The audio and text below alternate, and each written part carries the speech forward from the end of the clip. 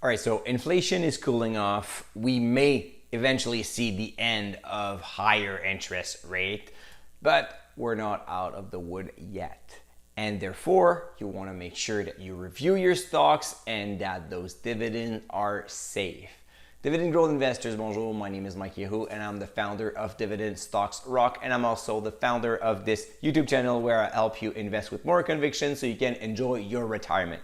Today we're talking about dividend safety, because if your dividend is not safe, your portfolio is not safe. As you saw with H&R REIT, what happened after a dividend pause? Well, then the dividend is getting cut, the stock price goes down, so you lose your income, you lose your capital, and there's no place to run. And then you're just like, yeah, but I like the yield.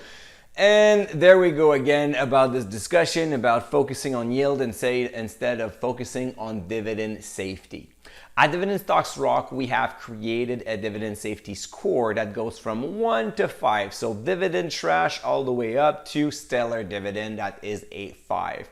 My stock rating is a little bit different than the others, where I'm not just looking at the dividend safety, but I also look at the dividend growth perspective.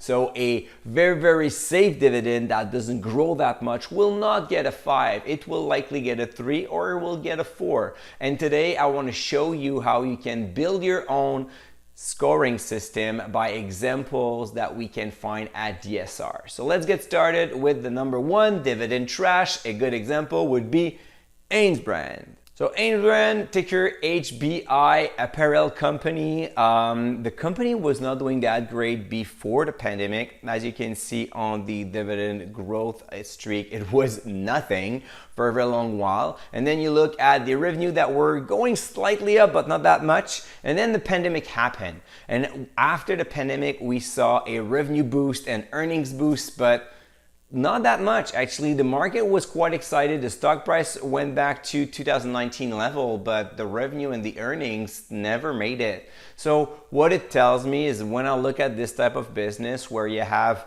revenue that are not able to increase, and after that in 22 it starts to decline again when the economy wasn't that bad, but revenue were declining, earnings were declining, they were never be able to recover from 2019, and it was already a dividend safety score of 2 before and became a dividend safety score of 1, and eventually, well, shocker, Ainsbrand decided to save the business and suspend the dividend completely. Keep that in mind. Management will always put the business first, not your interest, not your pocket, and certainly not your dividend. They will put their job first, the business first, and maybe they're gonna think about paying the dividend after that. So if they see that the business is struggling, of course they will cut the dividend or they will suspend it. So going from dividend trash to a dividend safety score of 2, which means the dividend is safe, but like be very careful. That's pretty much the message. So second example is Transcontinental, TCL.B.TO.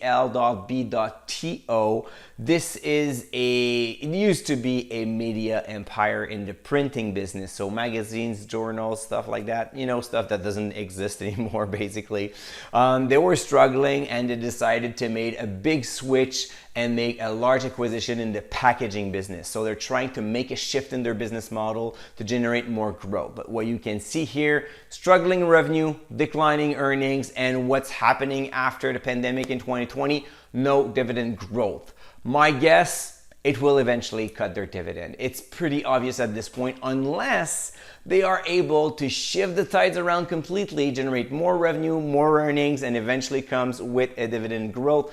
At this point, I don't see this possible. The economic environment is a lot tougher today than it was 5 years ago. Interest rates may not increase that much after the end of 23, but it's not like they're gonna drop by like 1.5 or 2% next year either. Don't start dreaming about that. It's not gonna happen. So it's gonna be relatively stable there. So the weight on the debt will be present in 23, but in 24 as well. And for those reasons, I don't think TCL will increase its dividend. Actually, I'm pretty sure it's going to be the opposite. An interesting point here is with this type of scoring where we go for a mix of dividend safety and dividend growth, you will find at Dividend Stocks Rock stocks that have a rating of dividend safety score of 2 that are great businesses. One example I think of is WSP Global, so ticker WSP, which is an engineering firm, that used to be a dividend grower, but then they just saw so many opportunities to grow by acquisition over the past 10 years that they stopped increasing their dividend. But when you look at the dividend triangle here, you see that revenue is always going up, earnings always going up. So yes, they don't increase the dividend, but they don't increase it for a very good reason.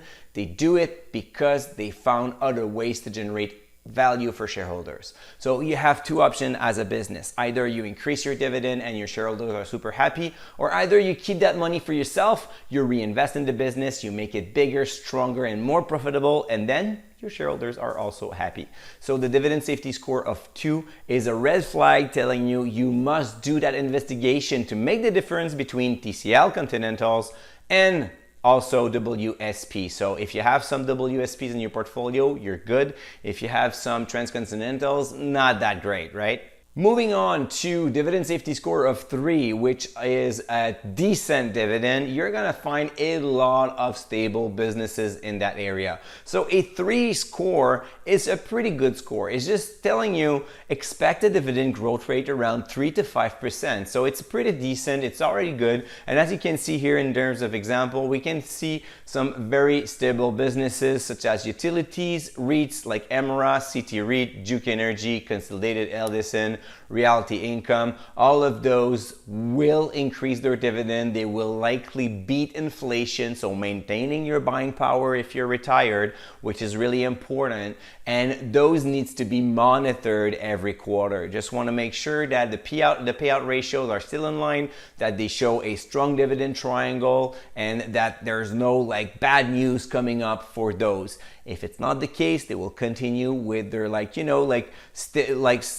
slow and steady win the race type of company that fits well within your portfolio because you don't have to think too much about those. This is the type of company that will have a dividend safety score of 3. Now we're getting into the interesting part. My favorite ones, dividend safety score of 4 or 5. So at 4, we have a very good dividend. So we will find companies that will offer you a great mix of stability, but also growth. So we may think of like all the companies that are able to grow their dividend 5% and up. So usually between 5 to 10 with some dividend growth history behind them to back them up, such as TELUS, Fortis, Church & Dwight, Honeywell International. You can name a lot of those. So those companies will be able to provide you with a little bit more of boost. So we're not talking necessarily about high yielding stocks besides TELUS right now, which could be an interesting pick, just saying. But besides all the others will likely pay 2 to 3% yield because they're growing their business and at the same time they have more money and more cash flow coming in and therefore more dividend for their shareholders. So that would deserve a dividend safety score of 4. And now, finally, for the best type of dividends, now we're looking at a company showing almost a perfect dividend triangle. So revenue increasing steadily, earnings per share increasing steadily, and then the dividend increasing high single digit to double digit every single year. Obviously, those will not last forever because growing their dividend double digit will not be happening for 25, 30 years. However, you may have a great streak of like 5 or 10 years where that business is exploiting a growth vector such as we see with Microsoft, where they are in the cloud for the past 10 years. They're doing well. They have like a lot of subscription-based business model with Office 365 and Windows, generating constant cash flow. Now they're investing massively in artificial intelligence. So as you can see, there's a lot of things brewing and they are growing very fast.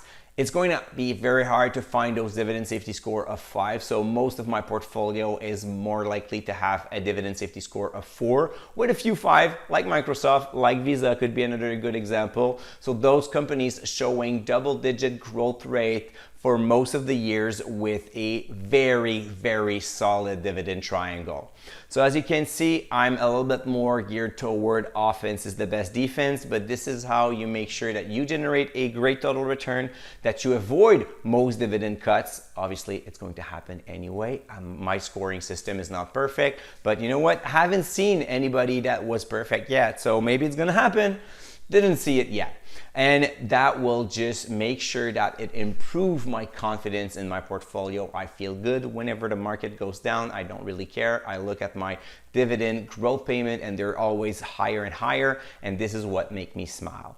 If you want to learn more about how you can set up your own scoring system and have more example about that and a little bit more information on which kind of like metrics you need to study to make sure that you have a solid dividend safety score system, you can download my DSR recession proof workbook. There's an entire section about dividend growth and dividend safety that will help you learn a little bit more about how you can build your own system and become a better and more confident investor. So, all right, guys, let me know in the comment which type of stocks do you have? Do you like focus on high yield or low yield, high growth, or do you even look at the dividend safety of a stock? Let me know in the comments, give me thumbs ups, follow me on this YouTube channel, and until next Thursday, don't forget to stay invested.